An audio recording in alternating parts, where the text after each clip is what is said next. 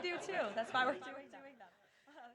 Good to see all of you. I brought a friend out here today who's happy to take your questions, but first, some remarks. At 11 o'clock, President Trump will participate in a National Day of Prayer event where he will invite Americans of all faiths across the country to join him in asking for God's continued blessings over our great country. During the event, the President will sign an executive order establishing a Religious Liberty Commission.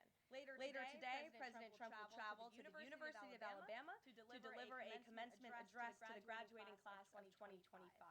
Last night, we saw yet again why President Trump is our deal maker in chief. We secured a historic agreement to establish the United States-Ukraine Reconstruction Investment Fund. This is a first of its kind economic partnership for the reconstruction and long-term economic success of Ukraine that both the United States will greatly benefit from. This partnership represents the United States taking an economic stake in securing a free, peaceful, and sovereign future for Ukraine.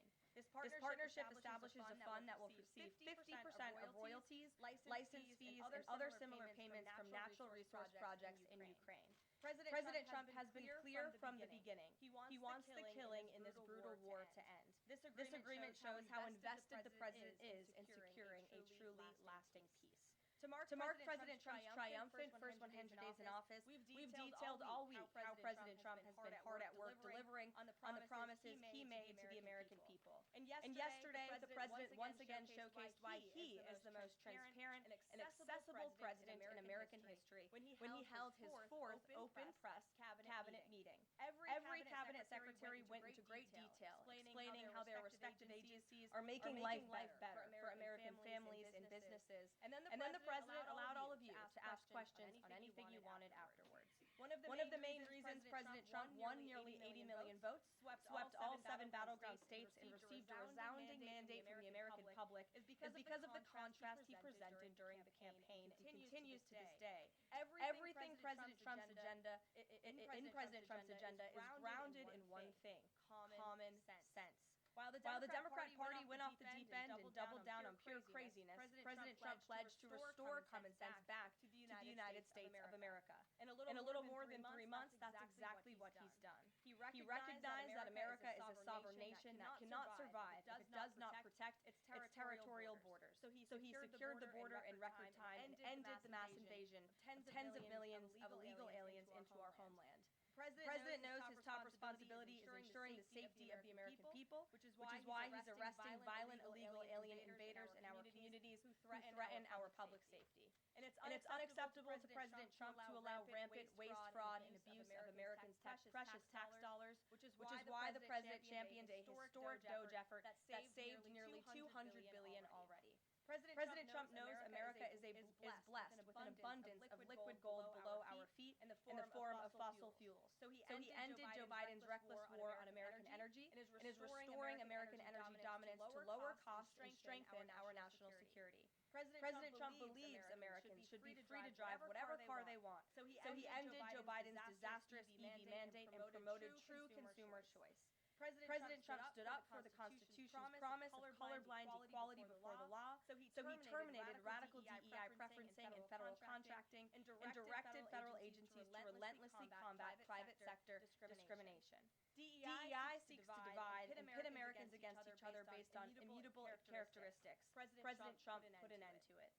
In President Trump's America, individual dignity, hard work, and excellence are the only things that will determine if you get ahead. President Trump is a proud free speech champion, which is why he ended Joe Biden's trampling of free speech rights and the federal government's censorship of American speech on online platforms. The president believes college students have a right to speak their minds and go to school safely. Again, common sense. So he took bold action to protect Jewish American students from harassment by pro-Hamas radicals on their campuses. And President Trump knows that America's children are our future, and he'll never stop fighting for them. That's why he ended the radical, un-American indoctrination of children by eliminating support for divisive, radical gender ideology and equity ideology, and why the president protected parents' fundamental rights. And lastly, the president believes in fundamental biology. Isn't that something? Which is why he made it the official policy of the United States government that there are only 2 sexes, male and female.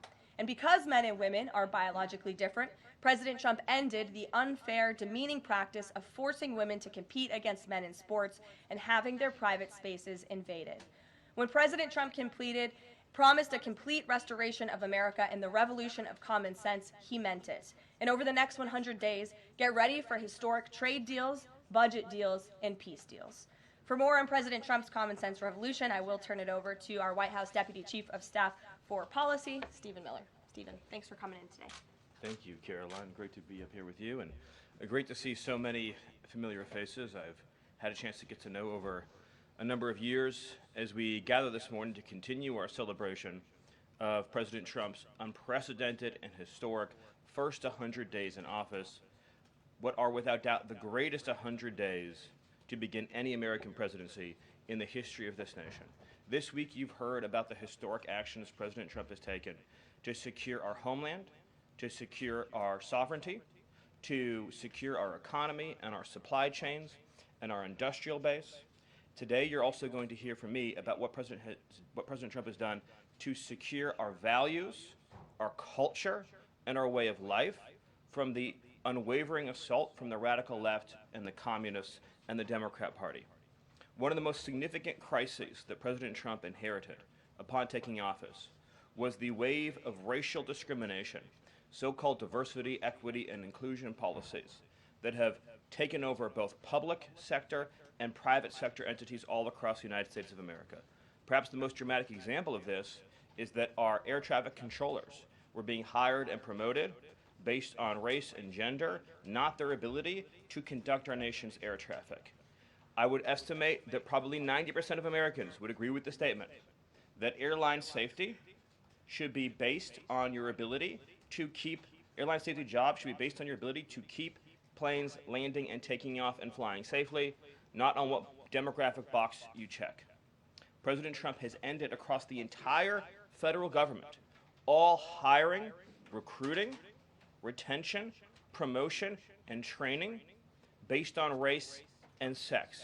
This includes in our law enforcement agencies.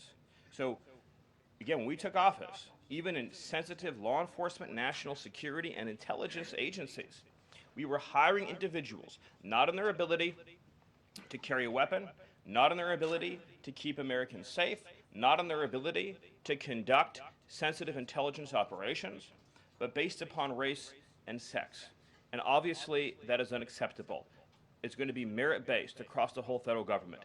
But this wasn't just the federal government. This was the private sector, and this was also, of course, our entire university and education system. So President Trump's Department of Justice, working with other departments and agencies, have made clear that this administration is going to fully enforce Title VI, Title VII, and Title IX of our Federal Civil Rights Code. Discrimination based on race and sex is prohibited by law, and this administration will vigorously enforce that. And companies, small or large, that violate plain text of federal statutes will face appropriate financial and other penalties. This administration is not going to let our society devolve into communist, woke, DEI strangulation. We are going to have a system of merit, which is not just a social and cultural issue, it's an economic issue. When you hire, retain, and recruit based on merit, as President Trump has directed, you advance innovation, you advance growth, you advance investment, you advance job creation, you create the best and safest product for all Americans. When a citizen goes to, say, a hospital in a medical emergency, they don't care what race or sex their doctor or their nurse is. They want the best treatment they can get in that emergency. When they're flying a plane or when they're on an aircraft, they want that pilot to be the best pilot, the safest pilot, not caring what that pilot's race or sex is. This applies across the whole government. In particular, looking at our university system, this administration has opened investigations into universities across the country for violating, and we talk a lot about Supreme Court rulings, universities across this country are in plain and direct violation of the Supreme Court's ruling that affirmative action, as in racial quotas and set-asides, are illegal. Students must be admitted to universities on a color-blind basis. but we have demonstrated through clear evidence that our university system, including our medical schools, and perhaps particularly our medical schools, are engaging in race-based discrimination, racial set-asides, racial quota schemes, and other efforts to evade the Supreme Court's ruling, and again, the plain text of federal statute. So universities are on notice, and universities are already facing the financial consequences of their noncompliance with federal law. The clearest example that we're all familiar with, of course, being Harvard, which is engaged in repeat, systemic, and sustained violations of federal civil rights law. Another area of civil rights law that we talk about a lot, of course, is Title IX, sex-based discrimination. And this administration ended the Biden administration's policy and the Democrat Party's policy of allowing men into women's sports, men into women's spaces. We are using every single legal and financial tool we have at President Trump's direction to make it clear that schools and universities are and will lose federal funds, as you've seen in Maine, if you allow men to invade women's sports and women's spaces. And this applies to our whole K-12 system. The Department of Justice is also coordinating with state and local law enforcement to fight child abuse in our school systems. It is child abuse to change a child's gender, particularly if you do not inform the parents. In other words, if a 5-year-old or a 6-year-old goes to school, or a 7-year-old goes to school, and the teacher tries to turn the boy into a girl or the girl into a boy, that is child abuse, and this administration is treating that as child abuse, and it is a gross violation of parental rights. This also includes the administration's message to our hospital systems that they cannot and will not be allowed to use taxpayer dollars to perform chemical castrations and sexual mutilations of children. Castration surgeries, castration drugs, sterilization treatments of children are barbaric. They violate all sound medical ethics. They are completely unwarranted. They harm children for life, irreversibly. It is child torture. It is child abuse. It is medical malpractice. And so the Department of Health and Human Services, under the leadership of Bobby Kennedy, as well as the Department of Justice and other departments of this government, are making clear to our medical providers and our hospital systems that you cannot use taxpayer dollars to perform these barbaric procedures on America's children. And HHS has systematically updated and eliminated all of the junk, fake science that was produced under the Biden administration promoting sex changes on children, promoting the idea of sterilizing children. That's been cleaned out, that's been removed, and new guidance is being issued to doctors and hospitals advising them that they cannot perform these horrifying procedures, these irreversible procedures on our nation's children. We are also making clear in our prison system, male prisoners will not be allowed into women's prisons. The Biden administration promoted prison rape by putting men into female prisons. That is obviously insane, cruel, and unacceptable. And even though the Democrat Party and Hakeem Jeffries and the Democrat media continue to fight to put men into women's prisons, this administration will not allow that. And will not allow men, as well, in our K-12 system, into women's private spaces and restrooms. We have seen horrifying example after example of young girls being sexually assaulted because school districts have allowed men into women's and girls' private spaces. This administration, President Trump, is at the forefront of protecting women and protecting girls. And nowhere is that clearer than when we are talking about fighting radical gender ideology. This administration is also fighting to get critical race theory out of our school districts. Children will be taught to love America. Children will be taught to be patriots. Children will be taught civic values for schools that want federal taxpayer funding. So as we close the Department of Education and we provide funding to states, we are going to make sure that these funds are not being used to promote communist ideology. For any nation to be successful, it cannot teach its children to hate themselves and to hate their country. So these are a few of the areas in which President Trump has fought the cancerous, communist, woke culture that was destroying this country, where we were led to believe that men were women, that women were men, that racial discrimination was good, that merit was bad, and that safety and physical security mattered less than the feelings of liberal ideologues. The president has also fought to return the Department of Justice to its core mission of protecting public safety and locking up violent criminals, instead of using the Department of Justice to target conservatives, to target Christians, to target people of faith. The last administration cruelly and shamefully used the power of the Justice Department to go after law-abiding Americans, in particular Trump supporters, conservatives, and Christians. That persecution has ended. The Department of Justice and the FBI are back in the business of going after bad guys, of going after gangs, of going after criminals, and keeping Americans safe.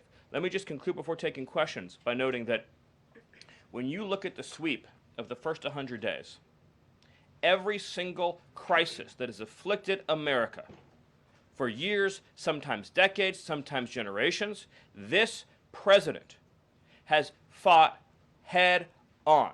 He has taken on every entrenched power structure and system all across this government, this swamp, this town.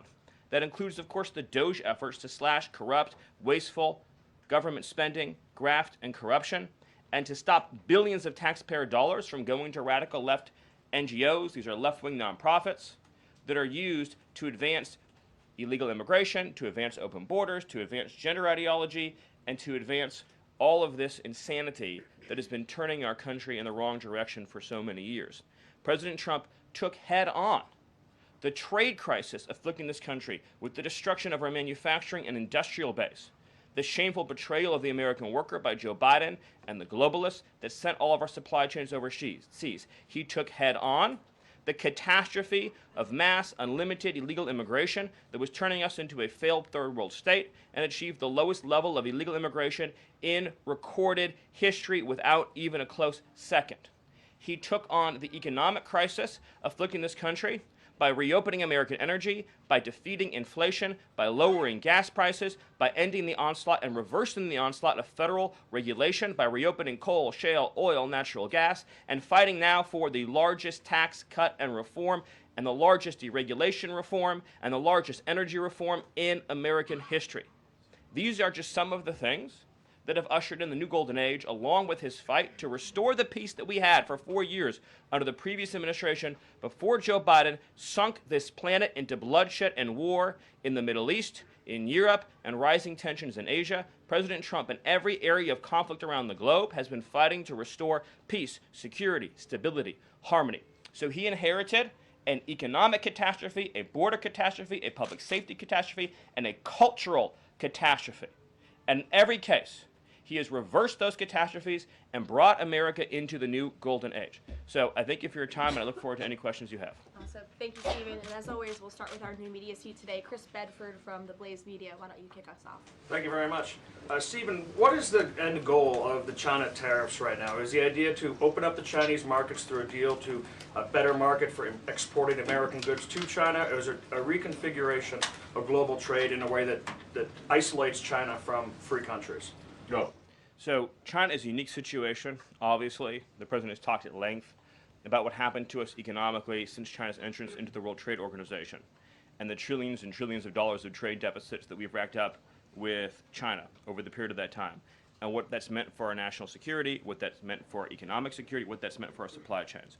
Obviously, right now, the Secretary of the Treasury is in the process of developing a plan that will answer the questions that you're talking about, but the president's goals have been very clear on these points, which is that he is not going to allow China to continue to steal our intellectual property, to continue to illegally dump and subsidize their goods in our markets, to manipulate their currency, to rack up an unsustainable trade deficit.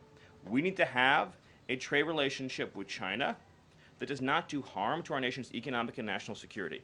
And that has to be the guidepost of any objective. At the same time, tariffs will bring significant revenue into this country that will allow us to pursue our dramatic plan of tax cuts and reforms.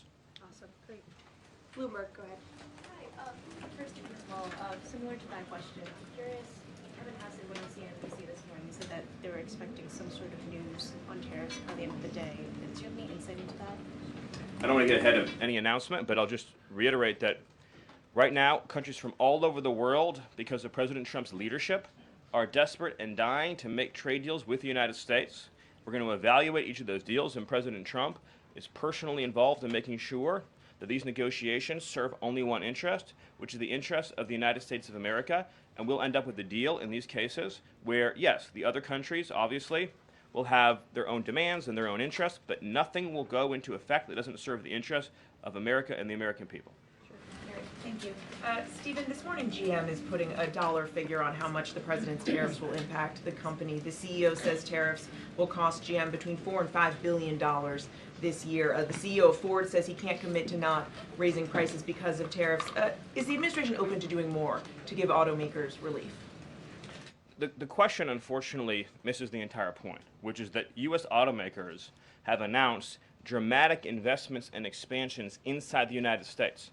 American auto plants are growing, they are expanding, they are opening new facilities, they are expanding existing facilities that are already in operation, because it is now the case that for the first time in our lives, that American cars receive preference in America's markets. The U.S. auto industry used to control the entire world. I believe the number during the heyday was that 70% of all cars in the world were made in Michigan. And now, of course, we've become a tiny fraction of the global market. And the reason for that is because the United States opened its markets to every single foreign cheater and every single foreign nation that subsidized its goods on the face of the earth, and their markets have been closed to ours. Japan closed their market to our cars, the entire EU closed their market to our cars, South Korea closed their market to our cars. All of the countries I just mentioned have tens of billions of dollars of annual trade deficits in automobiles with the United States. These are supposedly pure nations, nations that have at least a somewhat equivalent per capita GDP. So it is impossible under the terms of fair trade, if you have two nations with similar per capita GDP, to have such uneven trade flows in automobiles. What the president has done with his car tariff, we have the most desirable market in the world, is if you want to sell cars tariff-free, tax-free to our market, your plant has to operate in the United States. The only alternative to that is to have no U.S. automobile industry whatsoever, which is where this was headed, to be clear. If we stayed on this current path, within a few years, there would have been no U.S. automobile industry. And what little was left of it would have been in Mexico. Because U.S. auto companies have steadily been shifting their supply chains to Mexico, where they believe it is cheaper to make their products. In reality, it'll be cheaper to make them here because there'll be no tariff for anything made in the United States, and we'll have the cheapest energy and the best regulatory environment in the face of the earth. But in the meantime, while manufacturing ramps up, American consumers may pay more. Do you agree? Not on cars they won't, because again, there's now a massive economic incentive for automobile producers to expand production in the United States, and whatever they make here, there will be no tariff. We'll go to the back row. Go ahead. Thank you, Caroline. Today, the U.S. Chamber of Commerce released a letter to the Trump administration asking for small business tariff relief. They say that's necessary because in order to save small businesses and to stave off a recession. Stephen, is the administration considering small business tariff relief? The relief for small businesses is going to come in the form of the largest tax cut in American history. A tax cut, by the way, that every single Democrat is planning to vote against. They're voting for a tax hike on every middle-class family of about $4,000. The president has made clear that there will be 100% expensing for investment in the United States. Companies that invest in the United States will be able to deduct 100% of that cost from their tax liability. This will be the most pro-small business tax bill in American history. And at the same time, this is what you have to understand about the plan, is as they're able to do that, as they're able to reshore those supply chains, that also means they'll pay no tariff. So you'll have the lowest tax environment and there'll be no tariff because their production and supply chains will be in the United States. So that's a no on tariff relief for small businesses in the short term? It's a yes on tax relief for small businesses. And again, you only pay the tariff for products that are made outside the United States. Edward. Yeah, thanks. So on the rare earth mineral deal that was signed last night, when can that deal be operationalized? What's the time frame? And what kind of leverage does that give Ukraine over Russia? I think the more important point about the Ukraine deal, and I would hopefully have an update for you soon on how quickly it can be operationalized, but we'll be moving at full speed, not only on that mineral deal, by the way, but on every mineral deal that this president has been unleashing. So we're opening up mines all across this country. We're also pursuing energy and mineral deals all over the world. Since the president issued his executive order also on deregulating coal, We've seen dramatic coal production increases already in the United States. So we're taking advantage of the trillions of dollars in coal wealth and mineral wealth that exists in the United States. We're a very mineral-rich country. But with respect to that deal, we'll move it and operationalize it as fast as we possibly can. But it's meant to pay back the United States, this is the key point, for the hundreds of billions of dollars that our taxpayers have spent subsidizing the war in Ukraine. So it is repayment to the United States, and that's one of the most important points to understand about it. What's the leverage? Does it give? What kind of leverage does it give? The president's goal, again, is to end the killing, to achieve a peace settlement. That remains, of course, the overriding objective. We do. Thank you so much, Caroline. Thank you, Stephen. for Thank being you. here. This administration has stressed the need for price transparency for things like healthcare bills and concert tickets. So why is it a political and hostile act for Amazon to display price transparency on consumer goods? Well, I think it's the wrong way of looking at it, which is why would, first of all, that proposal is gone now, but why would Amazon, of all the different things that go into a theoretical price input, right? For example, does Amazon list the cost of California's regulations on everything made in California?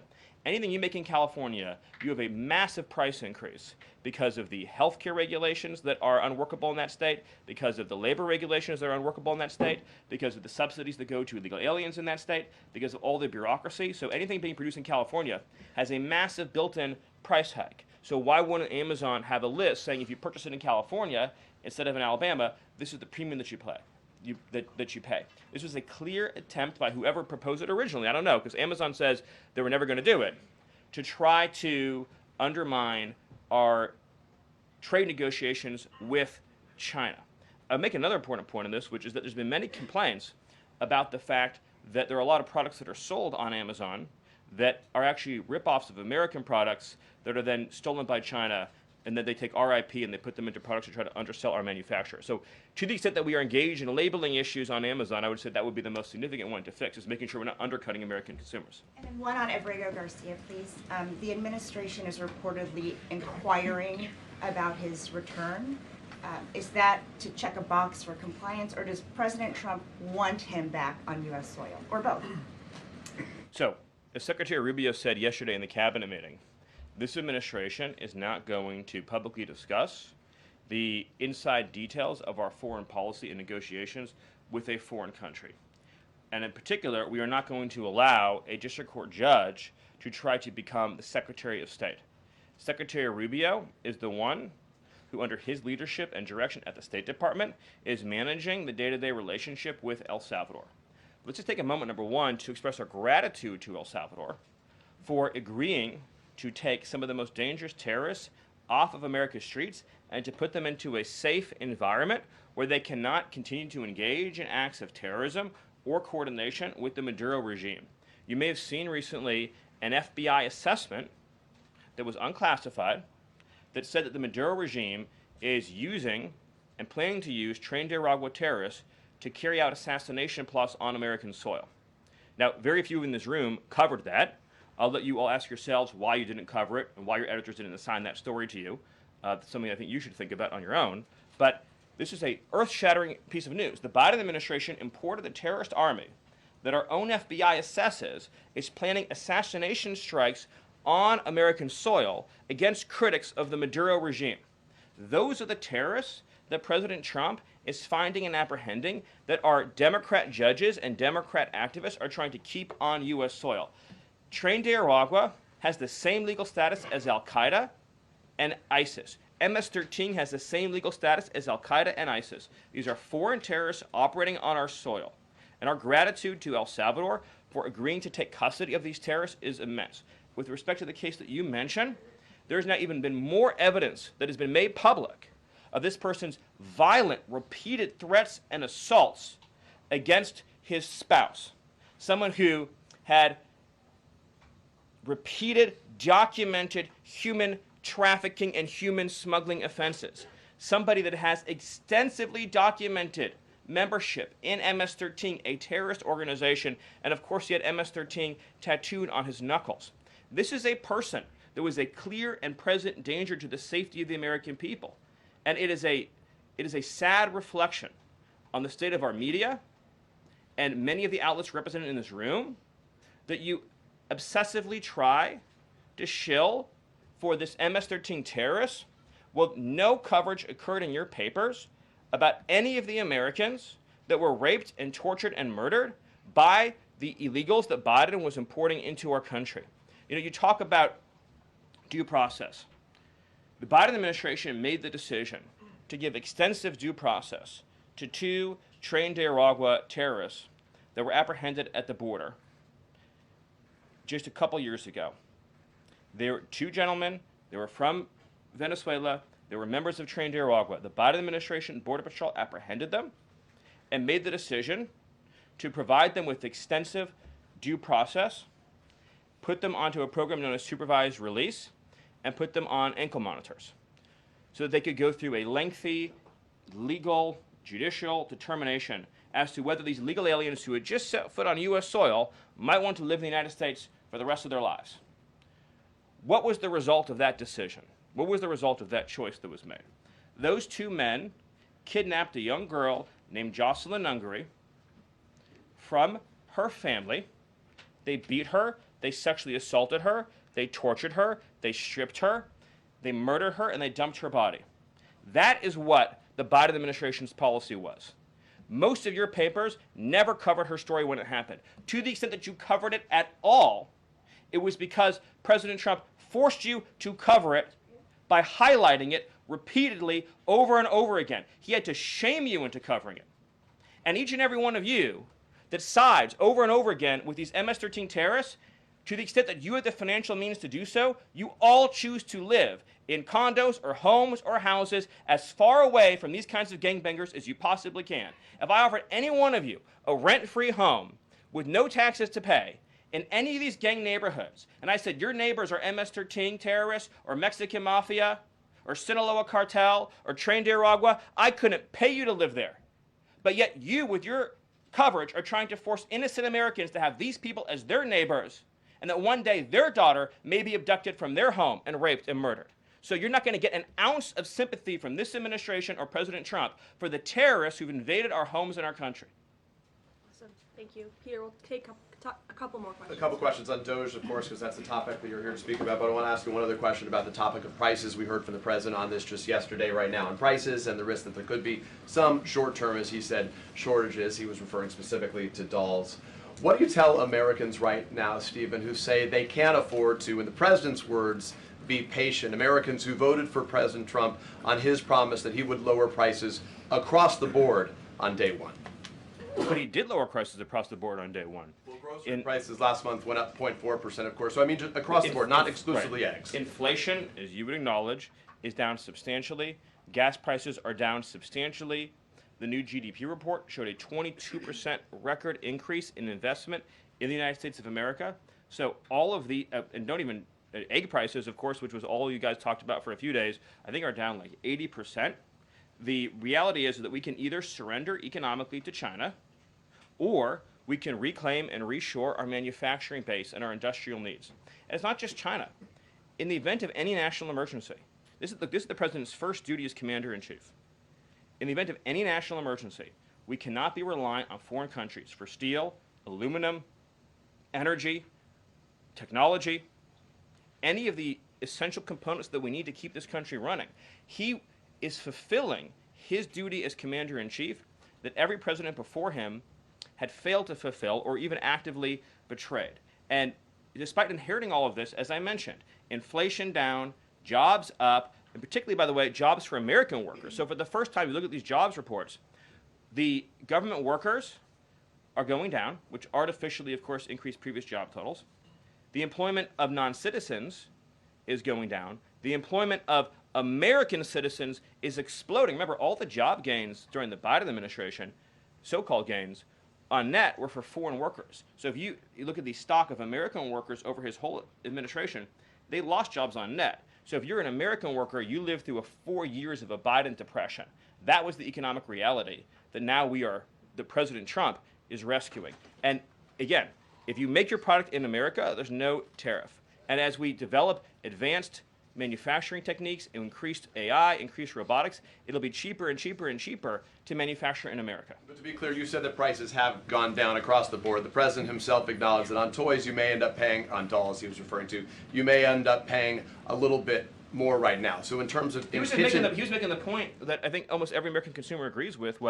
If they had a choice between and I'm a parent of young children, you had a choice between a doll from China that might have, say, lead paint in it, that is not as well constructed as a doll made in America that has a higher environmental and regulatory standard and that is made to a higher degree of quality.